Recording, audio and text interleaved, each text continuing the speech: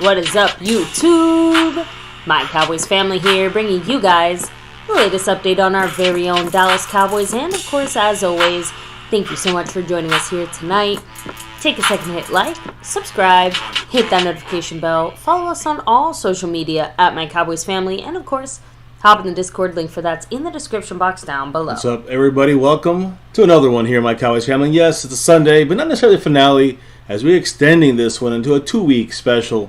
So again, much love to everybody here tonight for this one. We got a couple of good things to discuss. But yes, especially those representing the top of the boards here. You know who we're talking about. You know why he's here. It's the man Snug X. Much love to him. He's not just the sponsor of the week. He's also the Cash App King. And, of course, the man Markov-Sepian still somehow holding on to that stream boss with 17 points on the board. He's rocking that 17 up there, that old Jason Garrett. Much love to Mark, Snug X. And also, in first place currently on the overall board is Brandon James Shea.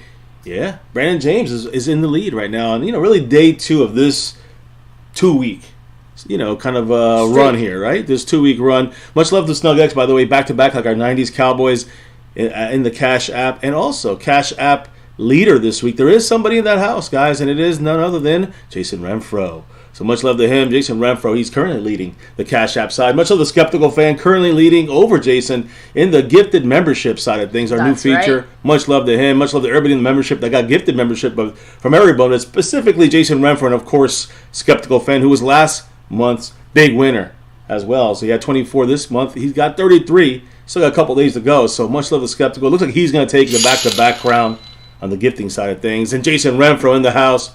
Kicking it off tonight here, right? Dollar holler. That's right. Thank you so much with the classic Go Cowboys. Yeah. Appreciate you, Jason, the leader in the Cash App right now, and creeping up that board slowly but surely. So we'll see how this turns out. Again, apprioate him, the Go Cowboys. Now Markov-Sepian down to 16 points on the stream 16 points, but he's still holding it down. I think 13 or 14 weeks out of 15, like 14 weeks out of 15 for Markov-Sepian. Domination there, the all-time dominator streak, setter in the sponsor of the week side. 15 in a row. Jason Renfro, of course, he has the all-time record with 20 in a row at the Cash App. Yeah, much love to everybody in the house here making it happen on the nightly, the weekly, the monthly, the yearly, right? 6 years almost here on My Cowboys Family. We got a couple days, July 1st. Stay tuned for that. I think Saturday we're going to have a special here. We're going to have a celebration special here on My Cowboys Family for 6 years and now beyond, right, when we get to that point. So appreciate everybody who's been along for that ride, new and old. Now, there's other ways outside of super chats to help the channel and memberships, right? Yeah, dropping the love and showing the love. You got memberships, of course. And by the way, star level memberships get the nightly shoutouts. Right now we got Skeptical Fan, Mary Alvarez, and LC, Lincoln Kane, representing the star level. So shout out to those guys. Appreciate you all. And, everybody in the silver and navy blue crew. But you got the gifting memberships thing as well. That's a new feature here for the last month and a half. And then you got the wife, who is a member now, I guess. No, I had to drop your that member membership comment. representation. Right. Although it unfortunately did restart my streak. Everybody else kept theirs, but mine did not. I've only been a member technically, supposedly, for a month. I think I've been around a little longer than a month. Yeah, you've been in the top one there. Since I think day one, we were on there. You had Justin Quarles, a couple others. But yeah, I had to represent. Yeah, so much love to the wife there, with the smiley face and that star. Go Cowboys! So yes, I lost focus for a second. Oh yeah, the memberships, of course, like I said, navy blue, silver, and star, and the over everything level. But then maybe there's also 4 other ways to help the channel out. Of course, you have the Cash App, money sign My Cowboys Family, the Venmo app, My-Cowboys-Family. Ooh, we also have Scorpio, who's in the house here with his comment of the membership, right? What did he say? Go Cowboys. Dropping that star, you already know, and a little fuck Philly at the end too. He's in that gifted membership side of things.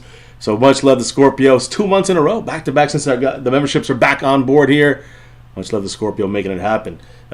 Skeptical Fan and Jason Renfro making it happen. Scorpio representing. He actually gave love back. He passed it on as well. So much love to Scorpio. And always go Cowboys.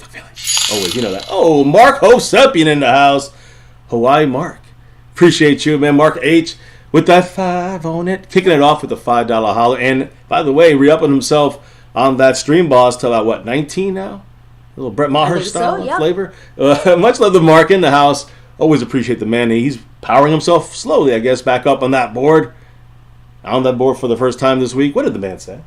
What's up with all the running back talk? I hear how Malik is great and our 6th rounder was a steal, yet we keep talking about running back and not O-line? Are our running backs just all hype?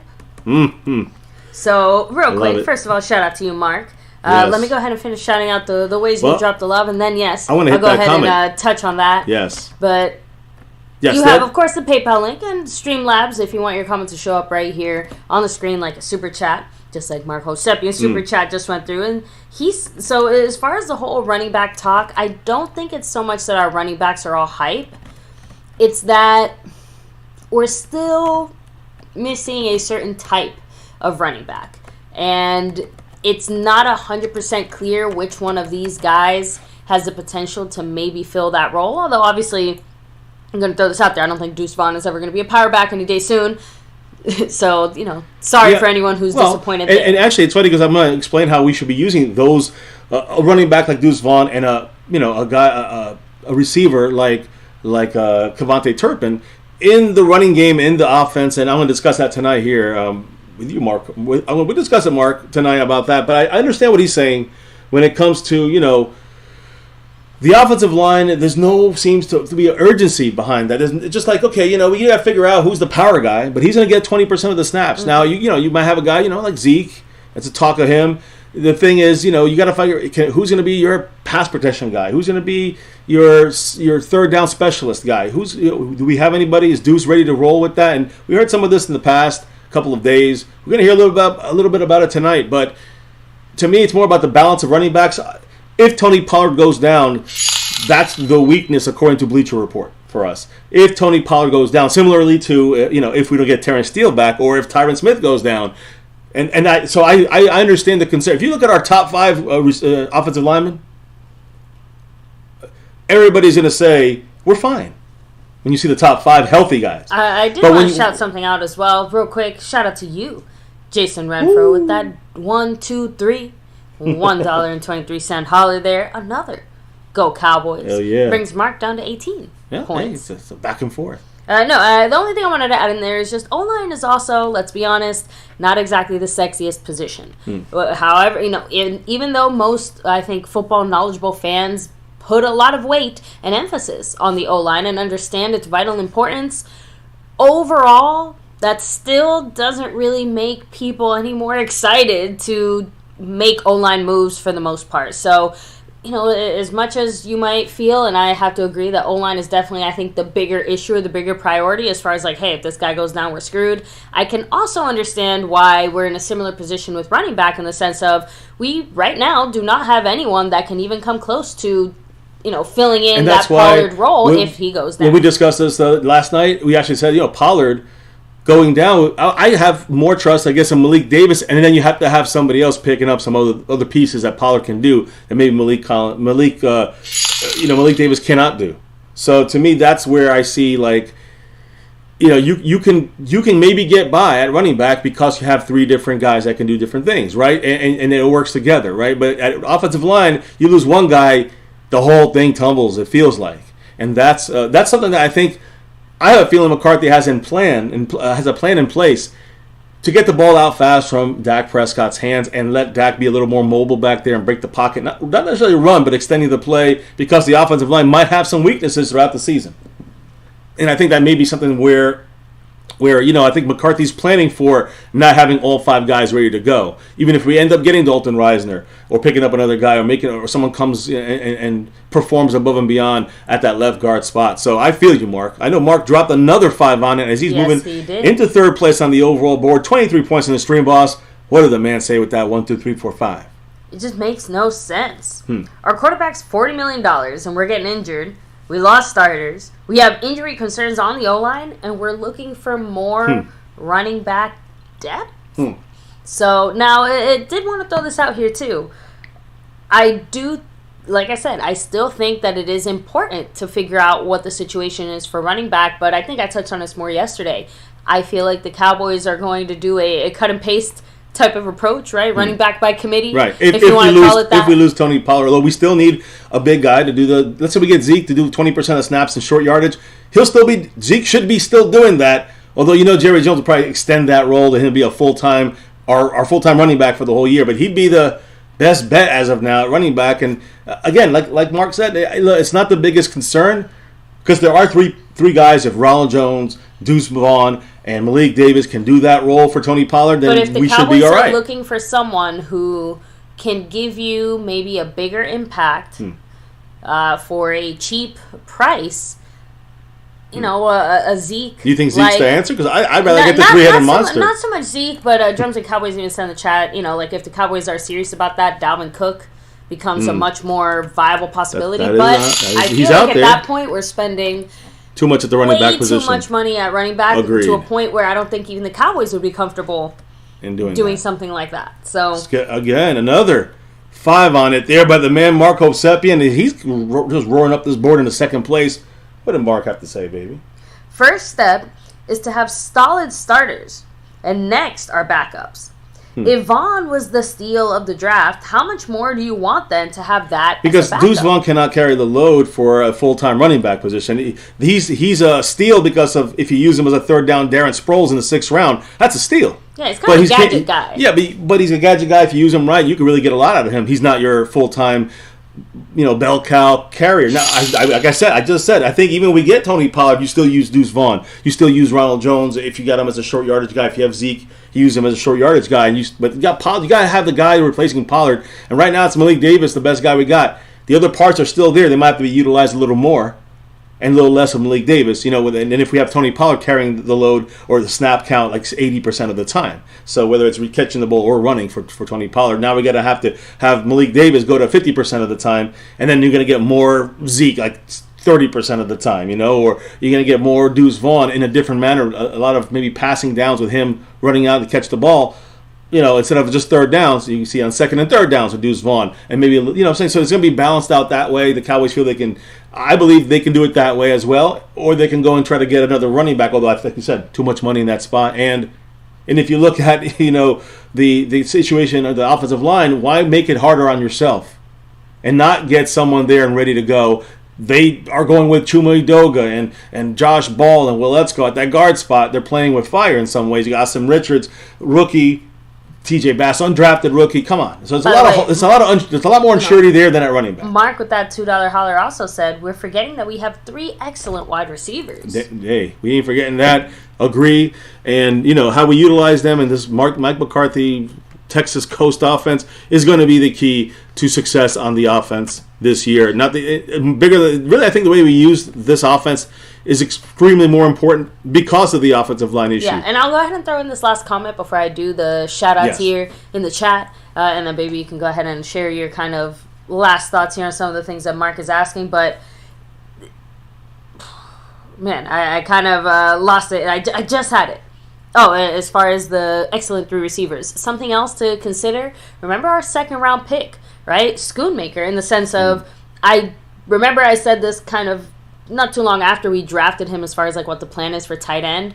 I do think that the tight ends are going to play a bigger role just blocking overall, or kind of helping to fill some of those maybe, I don't want to say RB2 gaps, just saying that I feel like that is more the direction the Cowboys are going to lean to, more so than kind of maybe going backwards and trying to find just, I don't know. No, I think the tight ends are going to be a major part of this offense. So 3 great receivers on top of 3 solid tight ends in this system. That's what's going to make Dak more efficient, the offense more efficient, even with some issues on the offensive line and even a depth at running back if you want to go that route. I see the man here, 2 other drops actually. Mark Hosepian, another 5 on it. By the way, he's up to 35 points on that stream, boss. I think he boxed out. Skeptical fans drop, but $2 holler there by the man staying skeptical. What do these 2 ballers have to say? So, skeptical fans asking, why isn't Avante Collins replacing Ball? Again, I'm assuming 2 reasons. Number 1, probably Avante Collins is, let's just assume he's not as good as Ball right now, which is crazy for me to think. I don't think that's the case. I think the case is the clown show. And the reason I say that, what do you think? Why do you think I say that? It's simple. It is all about the fact that they don't want to look bad and wasting a pick on Josh Ball in the 4th round when they got Avante Collins undrafted, right? Or from another, I don't even know where they got him. But my point is, Avante Collins, I would take him over Josh Ball. The Joneses, they want to have their draft pick pan out. That's Clown Show, baby. You know that goes. It's unfortunate. Don't worry, we're going to get the cameras are coming on tonight, by the way. I got to make sure I remind everybody that it is a Sunday, even if it's not the finale, and we are here to rock with you, as we gear up for our 6-year anniversary here on My Cowboys Family. Clark Kent in the house with that 5 on it, on that board. Baby, what did the man Clark Kent, Clark Kent have to say? I know we just have to go back and see gotta Mark's go back comment. and touch Mark's other comments. So Clark Kent said, "Much love, fam. I think Micah is gonna beast on quarterbacks, bro. Mozzie will free D-Law and the Lion. A lot of people Also, and help LV. Yep. I got a feeling Dak is gonna have his best season. Let me throw this out there: if Dak doesn't have his best season, Mike McCarthy needs to eat his fucking shoe."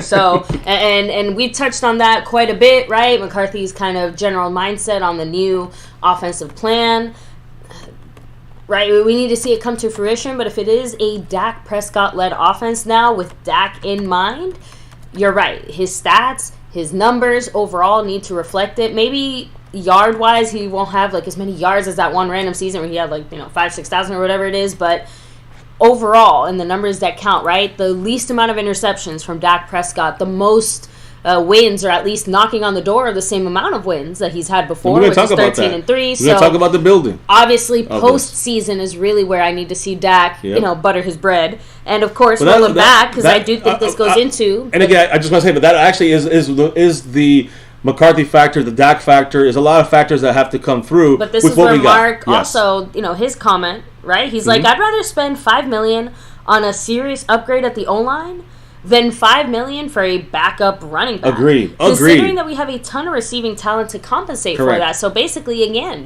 if you do happen to fall short there on the run game, instead of sitting there and trying to lean more on the run game, take advantage of all this talent that we have at receiver and tight end, which is, of course, I think, part of the plan. But the one thing that always matters, though, Mark, and you have to remember this, sometimes you do have to run the ball, and you still want someone who can at least not fuck it up. Well, that's why base level, that's why I said I do understand why people look at, if we lose Tony Pollard, man, we're kind of screwed. Malik Davis, they can do some things, but again, we got to keep in mind he was an undrafted rookie for a reason. So, can he do it? We got to see more from him before we definitely know he can do it. Deuce Vaughn is a specialized running back. Ronald Jones hasn't. He had 17 carries last year, so that's the reason that talk is out there depth wise. But I agree, O-line should be number one. But running back, you can make a case why it is in the mix of things. That's all. There's a lot of lacking in experience and snap count in the last couple of years from all these guys behind Tony Pollard. Mark, shout out again to once Mark. Again, 35 points by the way, and I stream boss, and in first place on the overall board. What did he have to say, man, with that 5 on it? Seriously, how can Dak fail? He has everything a quarterback needs: improved play calling, a ton of tight ends and receivers, and an all-pro running back. Not to mention a top 5 defense. And that's why I said last week, Mark, I before we had our little family, outing, and we're out for the last 5 days. If you missed us, by the way, we had a poll yesterday. I think 76% of the people missed us. 23 said we didn't miss you too much, MCF. So appreciate you guys though for voting. We still were here. We were here, and we're gonna even if it was 100 hated us, we'd still be here tonight talking about Cowboys. We love it. We bleed this navy blue, silver, and star over everything. But we talked about this last night. In detail, and last week I talked about the fact that Dak Prescott is a dark horse underdog type of MVP quarterback this year, and I say that not because Dak is the greatest. No, I say that because of Brandon Cooks, of Mike McCarthy. That's got to improve the offense. And we've been talking about it all offseason on why it will. The biggest deficit would be the offensive line issues. I think we maybe took a step back there when it comes to depth, obviously. But there's a plan in place by McCarthy. It's not up to Dak. It's up to McCarthy to figure this out with the lacking offensive line. I think there is a plan in place guarding for this, where something we never had this from Kellen Moore. We never had Kellen Moore thinking, what if Tyron Smith goes down this year? He just figured we'd have Tyron Smith the whole year. Schmucko. So that's That's what I think is different between an experienced coach, play caller, game planner like McCarthy compared to a schmucko like Kellen Moore, who's still green and learning. I don't care how great he might be and have some great devising plays. Trust me, you're going to see a lot of the weaknesses in his gameplay in some of our next package of videos we're going to be posting here in the next week and 2 weeks worth, basically, of Dak Prescott and this Cowboy offense. I'm going to call it offense, not Dak.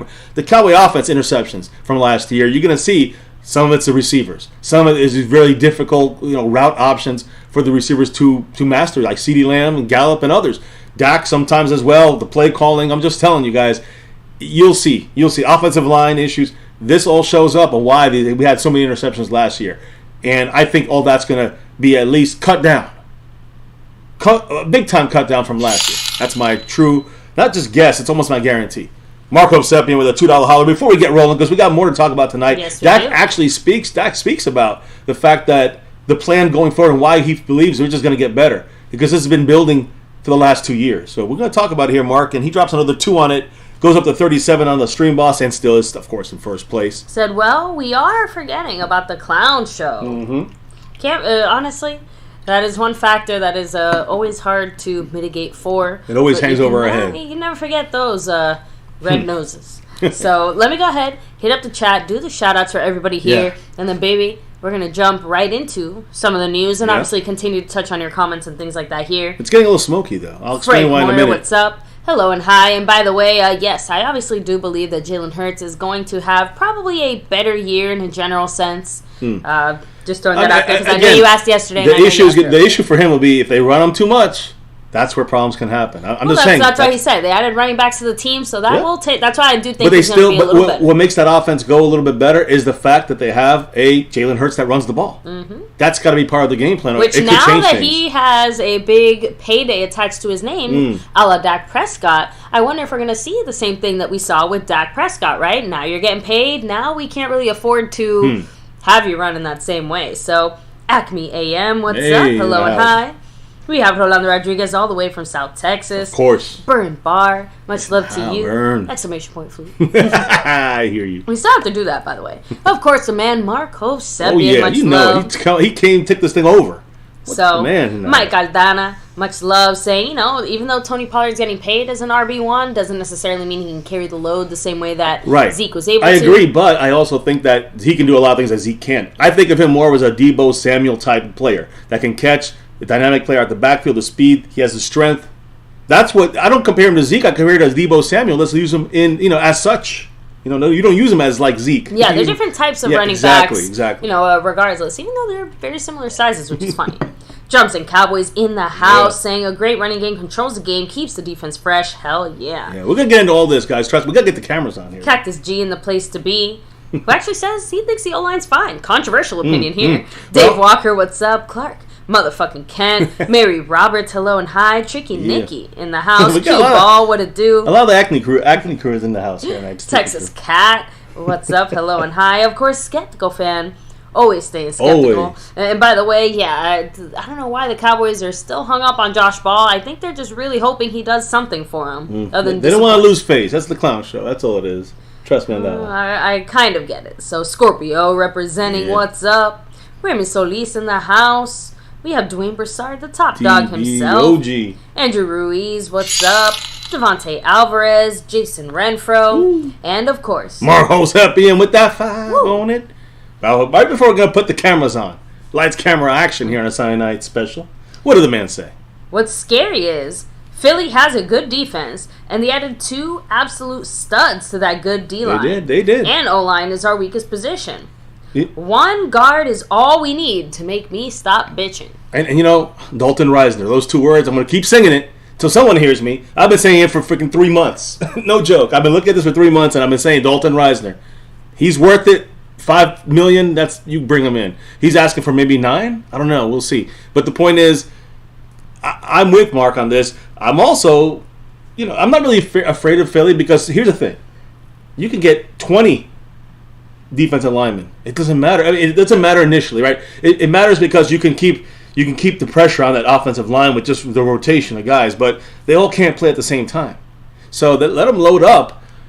That means injuries got to happen, or they have to play less. Some guys are going to play less than others. So is that a good idea? I mean, I think it is, But I also think it's something that's manageable for the Cowboys. Now, staying healthy on the offensive line, that's some of the other comment. I think you said the controversial comment. If they're all healthy, we have a pretty damn good offensive line. Probably a top 10 offensive line. Are they going to all be healthy? And, baby, you have we dropped the video today. Yeah. Specifically on the offensive line outlook. And if we're missing a guard or a right tackle or left guard, it's going to be happening if Terrence Steele's not there week 1. And, we talked about it yesterday. He's out there working out, looking good. But will he be ready for week 1? I don't know. That's still a tough question to answer. And if it's a tough question to answer now, I don't have a lot of confidence in that. You know what I am ready for, though? I'm ready for some news, info, and updates. Yes. Now, we're going to start off in our little kind of cowboy area here. We always do our VTuber. But this is the MCF bar and, chill and grill here. So, baby, we're going to talk about, real quick, before put the cameras on, we're going to talk about a study that affects, there's a study out there NFL is putting behind money to study the effects of CBD in alleviating concussion symptoms. So we're finally starting to see some progress in an area that I think most of us are surprised it took this long for, right? Mark Hovsepian shouting this out with a $5 holler. He said, "Ooh. If you are stupid enough to nab good guards in this draft that were right there, then you'll be forced to overpay to improve this team." And that's 2 words for you, Mark. He knows it. We all know it. Clown show. Clown show. It's unfortunate that we have to say this, even after a pretty decent offseason.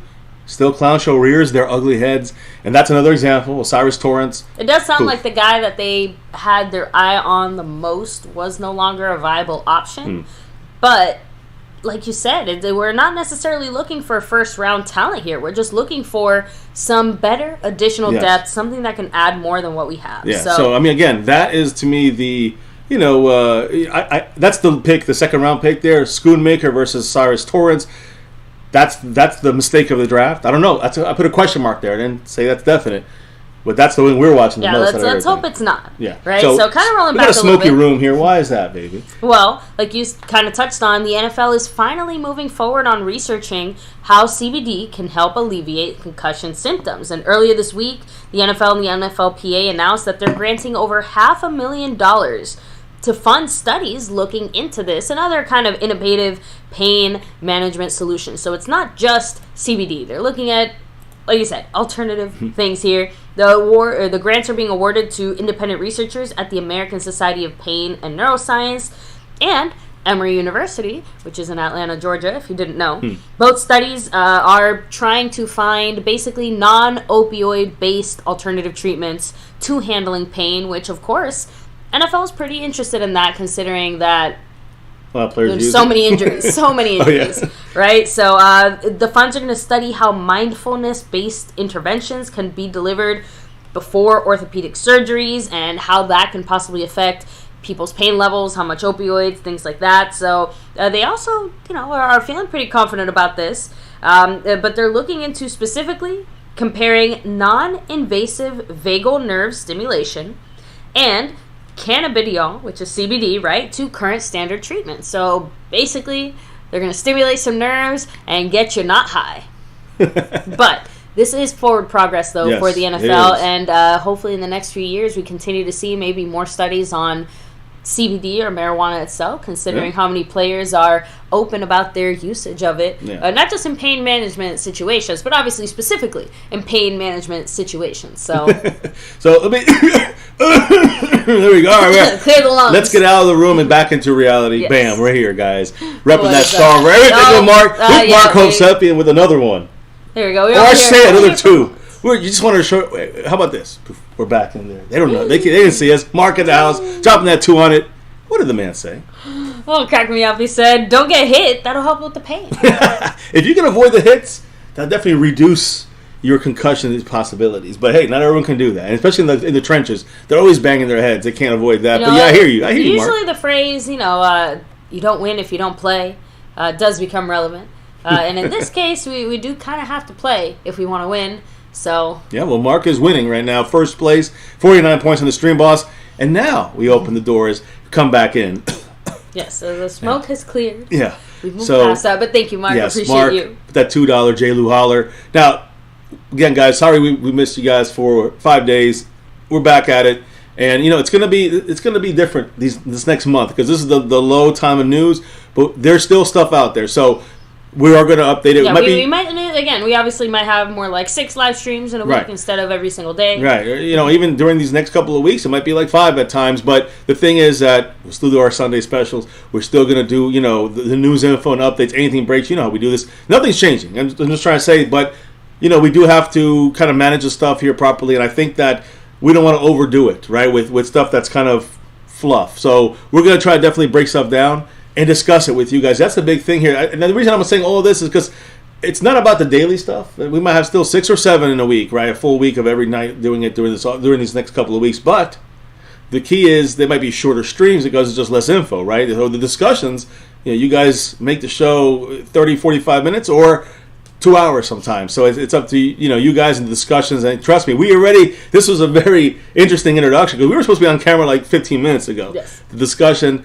is fantastic, and that's why we love meeting up with you guys on the nightly. So let's get into this, and let's start off with something that that kind of Mark was talking about. You guys are talking about. We were talking about running backs and free agents out there, and I want to make sure that I'm only throwing this in there. I'm not hating Zeke. I'm not hating the running back position, but I want to make sure. By the way, skeptical fan. Oh yeah, is he? Had to show it off a little bit there. Skepticals. Hey, last week I was we were repping the other skeptical wear here that he had sent to us. So appreciate that. I don't have the hat this time. That'll be next week. But you can see the shirt. I'll have to, wear my shirt next week. My skeptical shirt, probably for the next camera live stream. So, anyways, much love to skeptical. Appreciate you, brother. And now running backs. Just when it comes to Ezekiel Elliott, I want to make a mention. I kind of saw this floating around recently here, this couple hours ago. Look at Todd Gurley's final season with the Rams. Before he was let go, he had 857 rushing yards. He had 857 rushing yards and 12 touchdowns. All right? Ezekiel Elliott last year with the Cowboys, his final year, at least so far, right? He might be here this year, but the final contracted year with the Cowboys before being released, he had 879 yards. Like 22 more yards than Todd Gurley, and the same amount of touchdowns, 12 touchdowns, in his final year with the Cowboys, as of right now, where it stands. Of course, he could be signed tomorrow, and it's all changes, but think about that. You're seeing a decline. Because then, of course, what happened next year for Zeke? He's cut right now. He's a free agent. No one's picking him up. Gurley played one more year in 2020. And he played that year with the Atlanta Falcons. Didn't have a very good year, and then he retired. So what was his trajectory?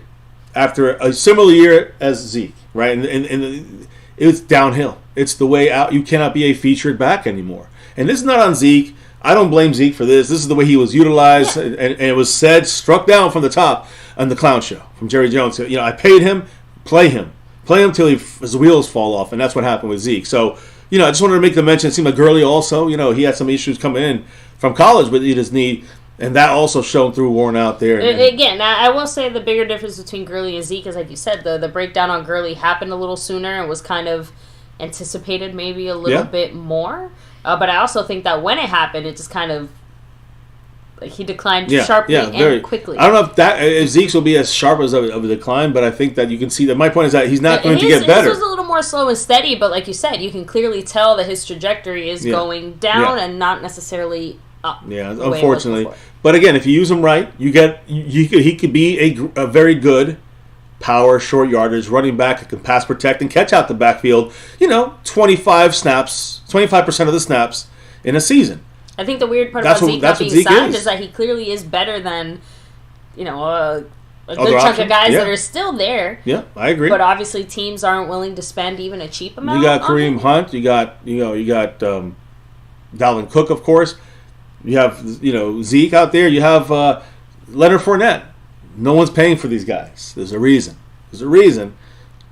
And there's a lot of them out there, and plenty. And the running backs don't want to drop their price too much, and the owners are not going to pay that much for a running back nowadays in their age range or whatever it may be. So I'm just saying, like that's the way it is. At least right or wrong, that's the way it is right now in the NFL, right?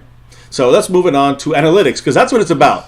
Analytics and John Park, right there. We've talked about him. McCarthy's favorite off-season topic. Listen, right? to me, him and Malapali, the lady they signed, these two people are the top of their group right now when it comes to sports analytics, football analytics specifically. So we're not going to delve into that again. You guys know the deal.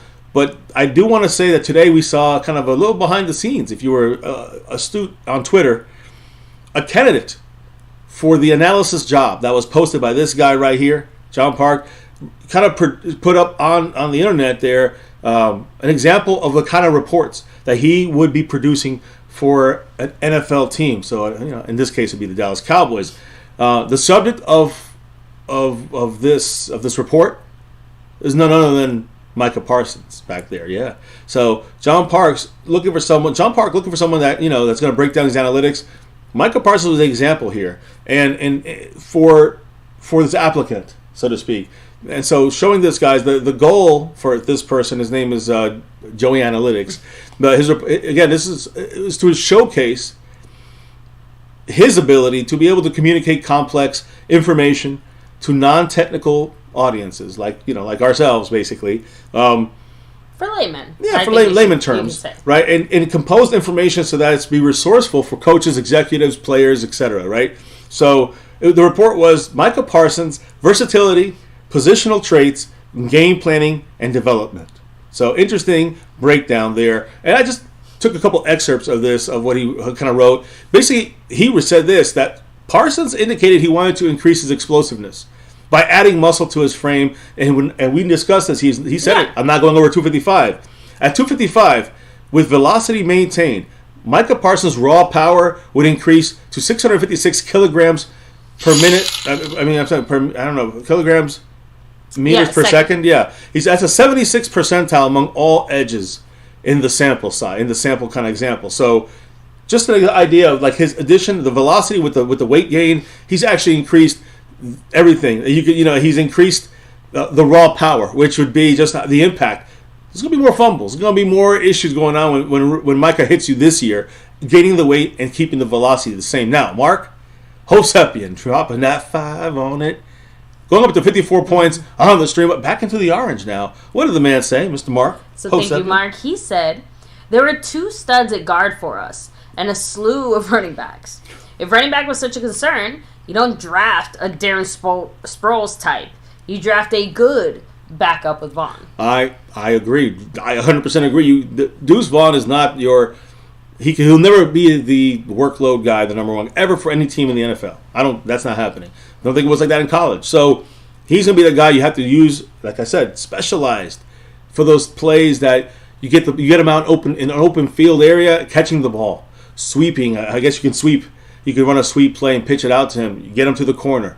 Get him to the outside. We tried to do that with Pollard, and it worked. So similar thing to Deuce Vaughn, but you can't really be working them too much inside or as a full-time guy. And so why didn't we get someone else? Because the Cowboys felt good with, I guess, Malik Davis, Rico Dowdle, Ronald Jones. I don't, but that's what they did. So, but again, Malik Davis, I do like his abilities, the possibilities we got with him, but... No. I don't know if we're gonna need a 3-headed like running back core, not Tony Pollard and the rest of the guys, which is where we're at now. Which is fine. It works with Tony Pollard, but you can't. Nobody we have on this team is gonna be the blank and the rest of the guys. It's gonna have to be 3 different guys working 33% of the time, basically. So, anyways, I hear you. Thank you, Mark. Yes. I appreciate you there. So, Mike Aldana also said watered down analytics. Yeah, exactly. Easier for all of us to understand, and I think that's the key thing. So when you see Micah Parsons out there, from last year, and again, he's adding bulk here. We know he's up to almost 255. He's not going to surpass that. When you look at the power, bam, throwing people around, that's going to be next. This is last year. I mean, the speed, the power, the combination of that, it's incredible. You can watch this all day and just never stop being amazed by this. So what Micah Parsons possesses here, guys, is elite level get off speed. You're seeing here multiple. Sometimes he skips and jumps and kind of works it. Sometimes he's just. It's the get off speed is incredible. He's in the 94th percentile according to this guy when he aligns at edge. His raw power is in the 64th percentile, which is it's an increase from him from last year. And he was drafted as a linebacker. If he was a linebacker doing this, 96th percentile among all off-ball linebackers. So when you look at the positional traits percentages here, the amount of get-off speed, guys, 4.80 is his get-off speed. Again, like I said, 94th percentile. when you break it all down, guys, here's the deal. When he's aligned as an off-ball edge, versatility as an off-ball like a linebacker, they rank him in the 54th percentile, as an edge the 40th in alignment. Pass rushing, as an edge, 90th percentile, 72 out of 80 plays. A linebacker, he's only had 19% percentile there, only 20 out of 106 plays in these alignments. Now, as far as pressure is concerned, as an edge, Micah Parsons, 11 pressures on 72 pass rushes, 15%, success there. And linebacker, 8 pressures on 20 pass rushes. Very viable as a linebacker that can put pressure on the quarterback. The point is this, guys, that's 40% of the time, by the way. 40% of the time, Impressive. He is getting pressure on the quarterback from the linebacker spot. Now, as an edge, he's getting it 15% of the time. Now, let's be fair. It's a lot harder to get, when they know you're coming in as a pass rusher and they know you're coming in from a certain side, they can prepare that better. It's much easier to anticipate, and right. It's also harder to get that element of surprise in a way. Yes, so that's just Micah being, but still one of the top guys there, 94th percentile. When you're coming from a linebacker spot, he's even better than this. He gets a lot more pressure when he's used like this, up the middle, pressuring, like you saw in that Tennessee clip. Keep that in mind, guys, and that's what this gentleman is trying to show us here, Joey Analytics. So his alignment percentages, guys, I mean, he actually played cornerback, I think, 5% of the time or something like this, where they rated him, at least in week 1. But he was dominating, guys, in any place you put him. Now, of course, the season went on. We know things changed, with his ability to kind of keep it up. That's why he put on the extra weight, the extra, bulk. So we'll see if that's going to help him throughout this. But I get just a little sample size of what this guy was putting out there. I thought it was interesting. I also thought it was interesting to see Sam Williams. Again, you don't see him in every single field. You see him here popping up once in a while, number 54. But if you stick with the analytics for a second, listen to the advanced numbers from PFF. In the 92nd percentile in run stopping, small sample size because he only had played like 28% of the snaps, but 92nd percentile in run stopping. That's fantastic. He was in the 77th percentile in the pass rushing grade when there was no play action, which is also very, very good. Very good. 73rd percentile on the pass rushing grade when it was a true pass rushing set, and that means that he knew it's 3rd and 13 or something like this. So fantastic numbers in the 70th, higher than 70th percentile is fantastic. 71st percentile in the pure pass rush grade. So Sam Williams with Micah Parsons.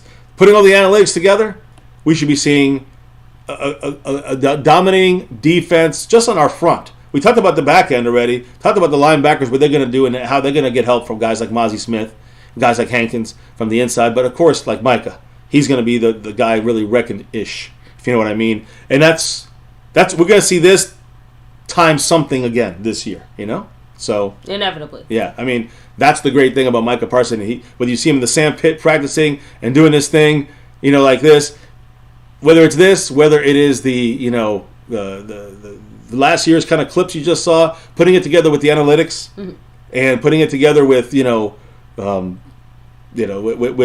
his offseason work, you're gonna get a much more. I think 1 + 1 is gonna equal 10 in this case. Yeah, I mean, I think you're gonna get a much better Micah Parsons. I think the biggest key to take from this little quick analytic is linebacker. Linebacker is where I think. Which is interesting only because of, it's kind of showing that. Who was that touched on the Mozzie help, how he's going to kind of open up things for Tank and all that. But consider the fact that, Mozzie also means that you can take a bit of that pressure off. Remember, Quinn was really insistent that Micah wasn't only going to be an edge rusher, that he wasn't only going to be on the D-line, that they're going to put him all over and where he's most effective. He pushed for that. Right. Obviously, when I hear most effective, and I said it back then, I'm like, I hear most effective, I think, well, that's basically the D-line. But, some of these stats or analytics can show you some of the benefits of using Micah at linebacker and the kind of boost that you can get from that, and also how it helps him too, right? It's a lot less wear and tear on him. Yeah. So even like 10 snaps a game at linebacker could mean the difference between Micah, really looking good at the D-line because he's able to put his all into it when he's there for basically 90% of the rest of the game. It's kind of like if we had balanced Zeke better, Zeke would have been more efficient. So would Tony Pollard. If we had seen them both balanced better by Kellen Moore. On the defensive side, if you use more Micah Parsons at linebacker, Still pressuring, still attacking. That's the point. You don't take him back from attack. Off-ball linebacker that puts pressure, that attacks the quarterback. You want to see that from Mike because you can move him around. Yeah, he basically just changed where he's attacking from and what he's. I wonder if with the hopeful emergence of Sam Williams, would that give us the opportunity to really use Micah as a moving piece, as a queen on the chessboard? You guys feel me? So some analytics there from maybe our new guy under John Parks. John Park is maybe behind this guy. We'll see. Just interesting little tidbits of things there. I don't know if you guys heard this yet, but you heard it here on MCF, My Cowboys Family. So now we're going into the Dak Prescott side of things. Yes, and we're going to be going a lot of this. I'm sure you're going to be discussing a lot of stuff on Dak here soon because there's some good stuff out there right now. We're going to give our 2 cents and opinions on that, and we want your guys' 2 cents and opinions on some of Dak's interceptions. We'll be posting some videos out here starting probably tomorrow or the next day. So keep your eyes out for that, and we're going to discuss it sometimes at night. During our live streams. So stay tuned for that. But right now, let's just pop Dak Prescott on the screen. He did speak. He spoke, last night, or not over the last week he spoke. We hit some of his comments up. I found something new today, which basically is about the way this offense is kind of on the upward trajectory, according to Dak Prescott.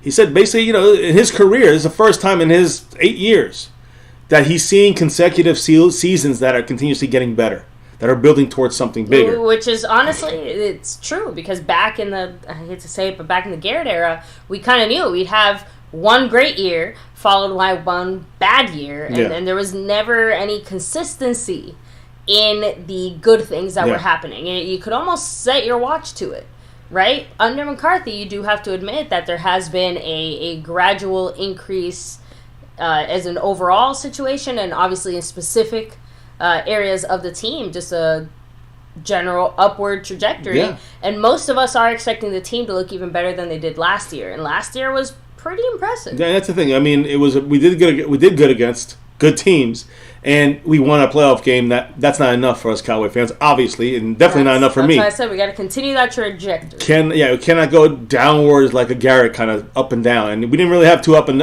up years with Garrett. Keep that in mind. So Dak Prescott, who finished the year, definitely up and down with that San Francisco game. Pretty down, I would say.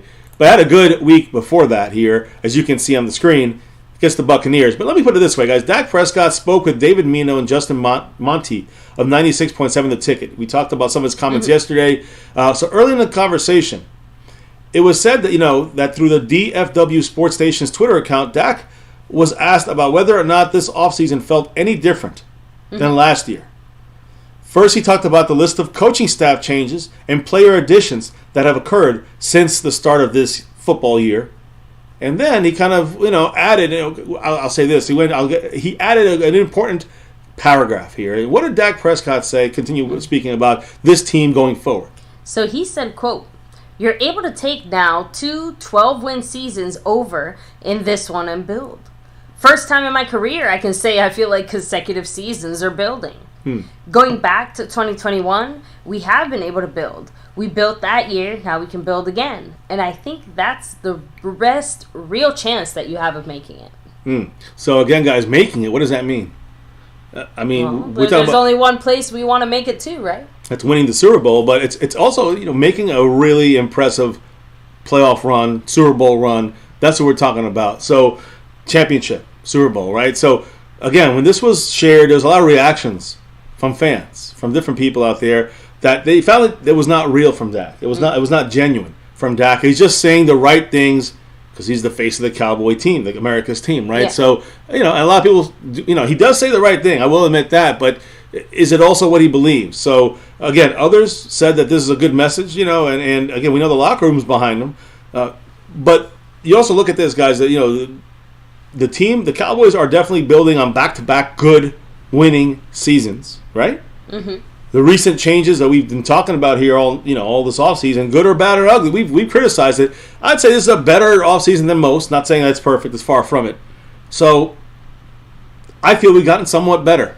On defense, for sure. We've gotten better, and that's a top 5 defense last year.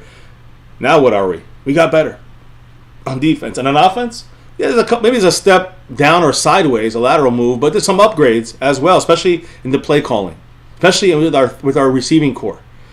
Even tight ends, to an extent, you can say we got a rise there, and with the running back situation, and we don't have Zeke anymore, slowing it down in the system of Kellen Moore. So you've improved the offense too, right?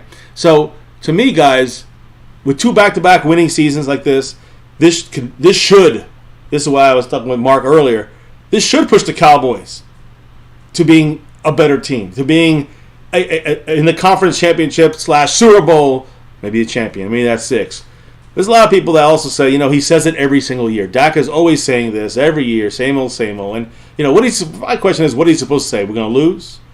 Look, it's impossible to say, to really, but I also think it's this. If you look at the reality, can he say this every year? Have we had 2 12-win seasons back-to-back? Have we? We've never had that with Dak Prescott. Dak Prescott, the first time in Dak's career, he's ever had 2 consecutive 12 or more win seasons. So how could he have ever said we're building on something if in the past, in the sense of in a weird way, for proof? Exactly, like he built it in a way. Well, he helped build it. He knows that we were up and down. It's someone that you can say it's him, but you had maybe better defense. You have a better coaching in McCarthy than you have with Garrett. Even there, you're starting off better, and he overcoming some things. But now you really cleared the path for the offense to be built around Dak, not Dak around the scheme, which was Kellen Moore, right? Mm-hmm. So now we got McCarthy, kind of the quarterback whisperer, feels that maybe Dak, he knows Dak can, thrive in this. So Dak's first 2 12-win seasons. If you want, again, the other thing is this, guys. Everybody can see, I think, knows that Dak has steady level of improvement. Whether you want to say he had a bad year last year in interceptions, and I agree he did, but there's context to that. We'll talk about that in the next couple of weeks. Trust me. Cowboys, I think we have, how you slice it, we have. I think we've improved. I would say each of the last 2 years, without question. I think I agree with Dak on this. I have to not only agree with Dak, but agree emphatically. Like it's a great point. That really shows, I think, all the combined efforts. We want to see consistency, from right? The front office, acquiring talent, to the draft war room, to McCarthy's coaching, to the players themselves. Again, I don't know, something about it just feels more real. Like before, maybe players were trying to win or going through the motions or whatever, but now it feels like we have a little bit more heart into it. Yeah. I think the more and more serious things get, and honestly, the better we do. It's easier to take ourselves seriously when we take ourselves seriously, and other teams do as well. So, real quick, Frank Moyer, I think a lot of it depends on what exactly happens, but if we can't get to the playoffs, McCarthy's going to be gone faster than you can say arrivederci. Yeah, Dak won't be able to be gone, but they're packing his bags here, I'm saying, as far as one more year of Dak. But McCarthy's gone. He's Dan Quinn will be the head coach of the Cowboys, in my opinion. So, now real quick, let me go ahead and take out the dog. I'll throw this back on here for a moment because I do want to compare something here as we take care of the old pooch over there. During the 2022 offseason, all right? Right now, I'd say between last year and this season here, you see where Dak dominated the Buccaneers in the playoffs. There were rumors of Sean Payton replacing Mike McCarthy, if you guys recall, before that season ended, before the 2022 season ended. Then there were questions about the wide receiver room that went unanswered. That's Clown Show, right? Michael Gallup, ACL, CeeDee Lamb number 1, but at that point, was he really a true number 1 yet? We were hoping he was. He did produce that. After week 5, he started to grow into that, and now he is a number 1 by far in the NFL as a receiver. But definitely questions there, especially when you look at Noah Brown as our number 3, right? We got rid of Amari Cooper. So that was a good issue going on. Questions about the offensive line that now gone unanswered, in my opinion, and concerns about the efficiency of an inexperienced offensive coordinator last year, which we know. Of course, we've bashed on him enough, but the facts are facts. Kellen Moore, that's part of the issue. So going into this season, guys, we don't have to hear whispers about Mike McCarthy going to be replaced right now by Sean Payton. We know who's going to replace him. It's going to be Dan Quinn. That's who will replace him. So McCarthy's role has expanded with the Cowboys. He's taken over more. I guess he's been more involved in the draft process, in free agency processes here. And again, it's because he didn't want to, maybe, but it seems like without Kellen Moore, now he's allowed to do that more. So they've expanded his role, giving him his last hurrah here to be successful with the Cowboys. So this role expanded, I'm saying, for him because of Kellen Moore's dismissal, firing, and, he's taking over the play calling. So the reality of this right now, guys, is where is the confidence with the fans on this? Well, some fans are not sold on it. I'm waiting to see what he's going to do, but to me, it has better upside than the Kellen Moore system. I'm just being real about it. Now, according to Brian Broaddus, the Cowboys are the team, and this is something everybody's going to hear when the wife comes back, and I'll probably repeat it. But according to Brian Broaddus, the Cowboy team in the locker room is happy that Kellen Moore is gone. You heard that, right? Oh, yeah. So the fact that they're happy he's gone. Again, guys, you got to remember, let me go back for a second. Middle of this season you're watching right now, the Cowboy offense had not yet learned the playbook in its entirety. That's insane. On plays that were practiced in training camp. And that's not on the players. It was more on the complexity of the Kellen Moore playbook. Yeah. So to me, that is one of the biggest issues for this team, whether it's developing the young receivers like Jalen Tolbert or being successful against better defenses.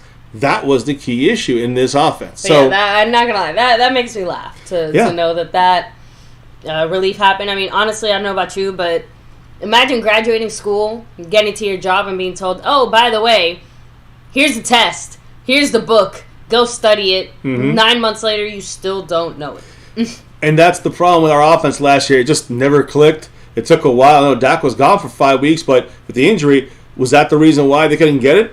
It also makes me think that maybe Kellen Moore has some good ideas, but he just wasn't necessarily a good teacher or explainer. Or it just, you have to have, there's just too much to involve. He over-explained it almost to an extent. So, look, who knows? The point is, maybe you had to over-explain his stuff. That does not happen. When a coach is fired, you don't hear that. It doesn't happen with every fired coach that the locker room is happy that the coach is gone.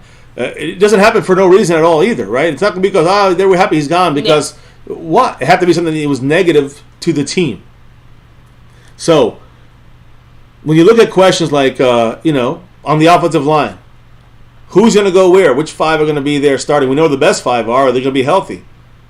That to me is the questions we got to worry about now, like Mark Hovsepian has said. The receiver questions, like CeeDee Lamb, we got to make sure the offensive line is solidified, no question, no doubt. CeeDee Lamb, has answered any questions as far as being a number one guy, so he's the number one. Michael Gallup, his health, the ACL, got to see where he's at with that, right? Brandon Cooks, that addition could single-handedly improve this offense in leaps and bounds. So, again, to me, now it goes, and we discussed this a little earlier, does Dak have enough weapons? That was last year. What is it now? Could the Cowboys carry 6 receivers on this roster this year because we have so many weapons at receiver? Just like Mark. Now we have too many guys that want to get the ball. Just like Mark Hovsepian just said. I'm saying earlier in this stream, this offense is better than last year. No matter how, even with the offensive line issues, yes. But we got 5 healthy guys. We got the 5 best healthy. We're dominant. We're our top 10 offensive line. But will they be healthy all year? Mike McCarthy better have a plan to balance that if the front office is not going to help him with Dalton Risner or one of those guys. CeeDee Lamb's our number one. Gallup's got to get on that ACL side of things and really, should be better this year. Brandon Cooks definitely improved our offense. So when you add it up, guys, Dak has weapons. Last year he did not. You can't say that, and you can't say Dak doesn't have the firepower. You know what I mean? For this year. And also, you got to remember that a lot of mentions this entire offseason about how, when they just talk, they're not even asked this, but we're on the same page, we're clicking, everything is working better and faster in this Mike McCarthy offense. And a lot of the players are saying this. I'm just paraphrasing what they're all kind of saying in one big bunch. But exactly, but it's not like it's a new thing to hear this, right? I'm just saying. Well, it is a new thing to hear this. Because there's never, for Kellen Moore's offense, we never heard this. I mean in regards to McCarthy. That's what I'm saying. We've heard this now a few times. Well, we've heard this multiple times about this offense, how it moves faster, cleaner, smoother from Dak, from Zach Martin, from Tony Pollard, from other players on this team. So that's the key here. We didn't have this last year. with Kellen Moore running the offense.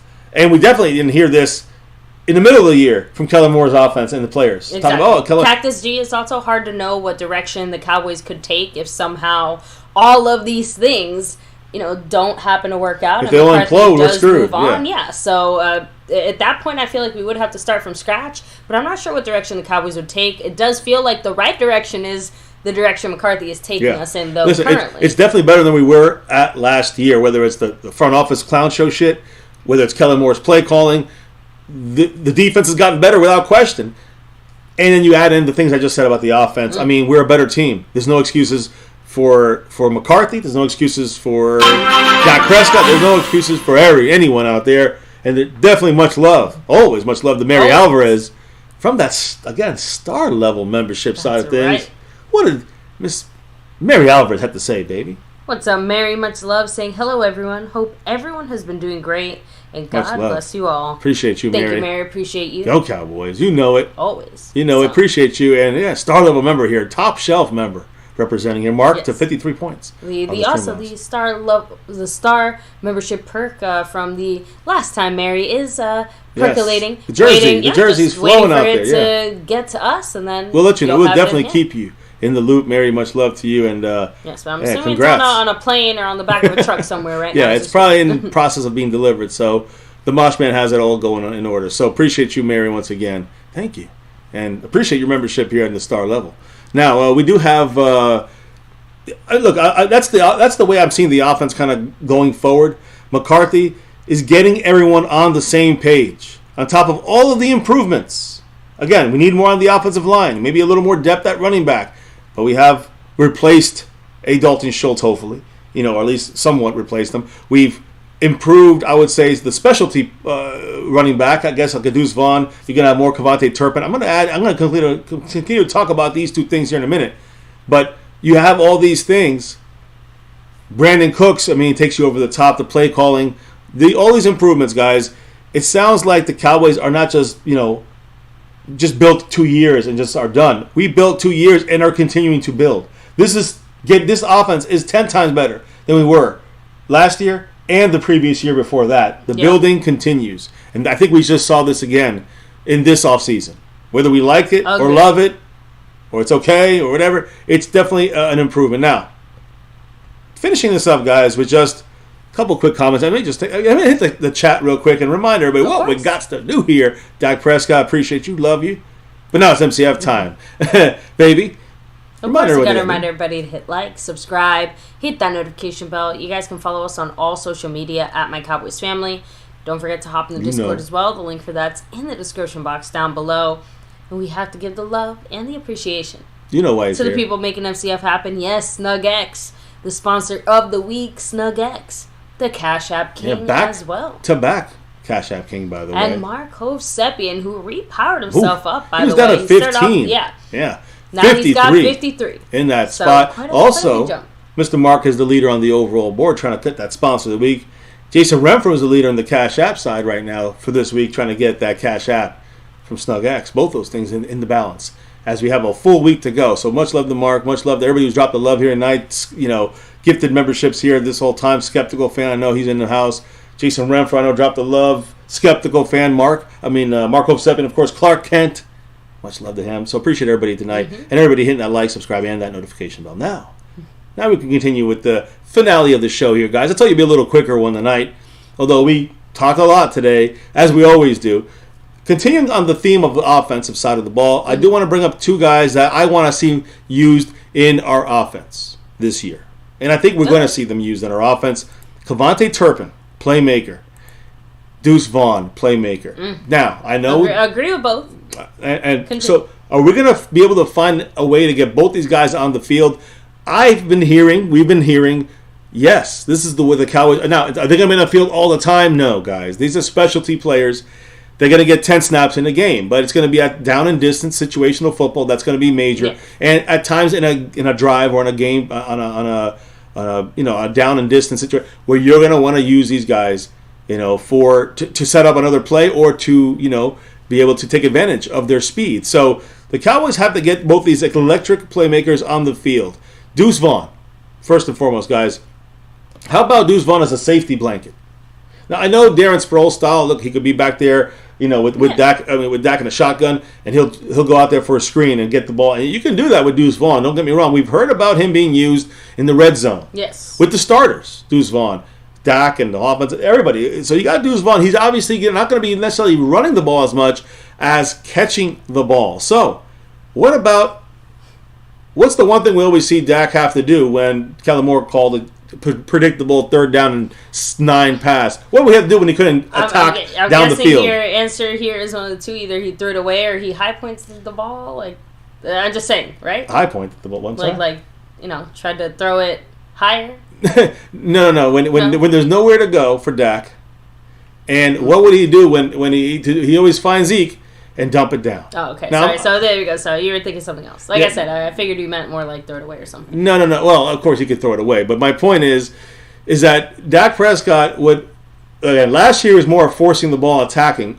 The aggressive play was something that I think Kellen Moore wanted from Dak, but. You got to remember that how many years have we said whenever we see that 3rd down and 12, and then we see Dak not see anybody, dump it down to Zeke, he gets 4 yards, exactly. We punt the ball. What about Deuce Vaughn? Now, I'm not saying we got to use that. I don't want no 3rd and 12s, but if we're going with a situation where it's 2nd and 8, I don't know, we had a bad 1st down. Yeah. What about someone like Deuce Vaughn as a safety blanket? Clear it out for him. Get him in one-on-one, situation. Because here's the thing, guys: is there a better underneath option for the offense, not for Dak, for the offense, than Deuce Vaughn? Maybe Turpin. I don't know, but I was just about to say, I'm like, I would almost prefer Turpin in that scenario. See, to me, he's. I think it's the fact that Turpin's a little frailer. I think that Deuce Vaughn is a little thicker, so I think he'd be more of he could take the hit there, especially underneath, catching the ball. And I'm not talking about on the outside, I'm talking about underneath in the middle somewhere. Because here's the thing, guys, he's tailor-made. He's made for this role as the security blanket, the safety blanket for Dak Prescott. He runs the 40 in under 4.5. He's obviously has the speed to go and take it all the way if he has that. If he breaks, not even a tackle, he just breaks separation. And that's the key with him, guys. He is a stop. He can stop on a dime, make moves. He shifts. He moves. He can snap your ankle. I don't mean that in that literal way, but he breaks ankles out there. So again, it's hard to get a grip on him to take him down. When you're in the open space, if you get the ball out there and Dak has to dump it down, what better guy to dump it down to than Deuce Vaughn? And again, the 10-yard split, we don't have that number for Deuce Vaughn, which would really give us his separation ability. But the explosive speed off the line of scrimmage is automatically enabling him ability to create separation against a linebacker, against a corner, against a safety. It doesn't matter. He's going to create separation with whoever's on there off the line of scrimmage and be able to create that, that off the line of scrimmage speed he has, that burst. So, again, that creating of separation by Deuce Vaughn is what's going to make him, I think, a special-made target for Dak Prescott as a safety blanket. And if you watch the tape, you watch the video, no question that he has that ability and that skill. At Kansas State University, he was highly lauded as a great receiving threat for KSU. And, even though that was not one of his big, I guess you could say it was not one of the big, people didn't really look at that and say, oh, look at his ability. Yeah. It was more because of his size or whatever it may be. It was more about the speed he had going to the outside on pitches and outs. The catching stuff wasn't really too spoken highly of when it comes to Deuce Vaughn. But I'm telling you, do not overlook it. The Cowboys are leaning fully into this. Again, what better guy to know about his abilities at catching the ball than his dad, Chris Vaughn, right? Who's there. So to me, that's the thing, guys. I think the running ability is fun to watch, but you miss and overlook the receiving ability from Deuce Vaughn. The numbers he put up as a receiver, extremely to me, not necessarily fantastic, but very respectable, to say the least. 116 receptions for a running back. 1,280 yards in 3 years as a starter. And that's the kind of stuff that should earn you an automatic dual threat prospect. I don't know if he was looked upon like that in this draft. But I think it may, he's got to learn the ropes. He's got to make sure he gets in the NFL groove. I think he's got to get on the same page with a much easier assembled offensive game plan. Let's be honest, when it comes to McCarthy versus Kellen Moore, that's an advantage for any young guy. So if you get a couple games in there. I think preseason, I'm going to love this watch what Deuce Vaughn's going to do out there at running back. See him how he's used. See if he can get used to things. I didn't think it was possible, but I feel like I'm more worried about him going out for any kind of pass than I am about him at running back at almost any position. I know. I can already hear what you're going to say, but to me, I'm sorry. I'm just surprised because his size, to me, you're basically trying to throw to a toddler in between like skyscrapers. He has such a size disadvantage that, again, you can get away with it when you're a running back. But if he goes out for any kind of pass, he's got to be on an island by himself that to be a viable option. I think it's going to turn into one of those things where that formation will be easy to give away based off. I disagree our because package. Unless we use him enough to make it, a confusing thing. Then if not, it might as well put a billboard over our heads. Agreed. I think you would have seen that with maybe Kellen Moore if he was forced to use him. But I think the thing is this. We have to learn how to use his speed. And you got to remember, he's going to be great in short area quickness and short area stuff. So when you see red zone, and you're seeing a lot of usage in red zone with the starters, they're trying to figure it out. Not trying to just use him in there. They're trying to figure out how he can be used in there. And it seems the Cowboys like him in that short area kind of ability to use his speed. Now, I think you got to remember this, too.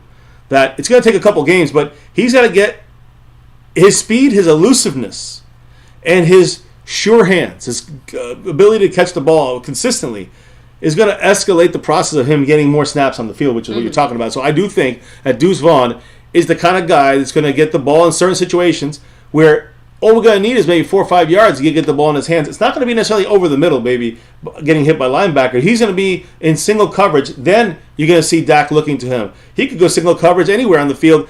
Out of the backfield, it's going to be harder to cover him. If he's on the line of scrimmage like a receiver, they're going to knock him out of his route. But if he's in the backfield, it's just one-on-one at all times. You understand? Yeah. It's one-on-one at all times, no matter where he's at. Now, if there is a zone coverage, there's ways of him breaking that as well. But it's different when he's on the line of scrimmage as a receiver and a running back 5 yards, 6 yards off the line of scrimmage. Now you got to cover him 5 yards away. Deuce Vaughn is going to win most of those matchups. The man, Brandon James Shea in the house. Started off as our first place guy. He's in second now. Marco Seppian took over. What did Brandon James have to say? Dalvin Cook rumored possibly to the Dolphins, the Jets, the Patriots. Yep. Those are the three teams, right? I think those are the three teams that we had discussed. The Patriots, which that's kind of fallen off some, I think. I agree. But honestly, the Dolphins were the leaders in there. Jets, the thing is this. Right now, there's really no buzz for Dalvin Cook. That's a very good point. No one's really talking about Dalvin Cook as of now. Hopefully that means that maybe his price goes down a tiny bit because I know that was kind of the bigger sticking point. I think most people like Cook and wouldn't mind bringing him in, but at the current price that he's seems to be looking for right now, it's a no from me, dog, right? So, now real quick, Texas Bread, much love to you. Hey, Texas Bread in the house. He said, I'd rather have them meme-me's on under routes with some nice tight end or receiver picks. Make those linebackers work. Just do dump-off plays. Let them work in space and just make a short, a pure speed package. That's my point, maybe. So that's what I'm trying to say. When you have a guy in a line of scrimmage, if you have Turpin, you can still play a receiver and play 2 yards off the line of scrimmage. But it's easier to keep press coverage and then get out your route and slow you down. But Deuce Vaughn out of the backfield, and you can use Turpin that way. I'm going to talk about Turpin in a minute. But if you use Deuce Vaughn out of the backfield next to Dak in a shotgun scenario, he's still going to be 5-6 yards off the line of scrimmage. Anyone who covers him, and I'm talking about corner, safety, or especially linebacker, guess what's going to happen in coverage?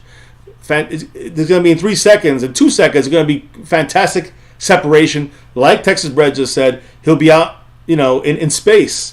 You want him in space. It's like catching a punt. Now he can run all over the place. He's going to get you 10 yards.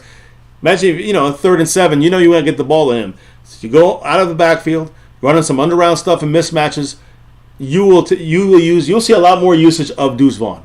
Is my point. Okay. So good there. Now I also want to move on to number 9 here, and not Jalen Smith, and not Tony Romo. It is Turpin time, maybe ? Kevontae Turpin, guys.